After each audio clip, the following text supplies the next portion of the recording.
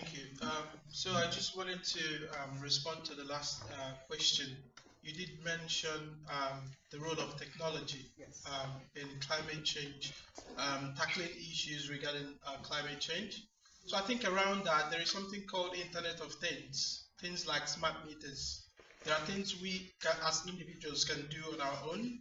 You know, it helps us kind of regulate things like heat. You know, also on the other hand, things like cooling our homes as well.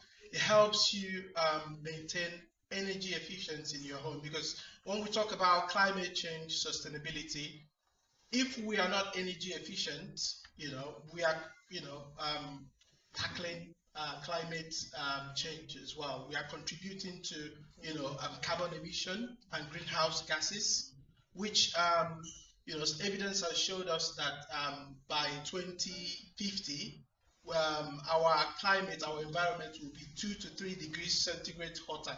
So that's too much on our climate and our environment as well. So there are little things I think like we can do as individuals using technology and using it the best and appropriate way possible. That way we are contributing to climate resilience. Thank you.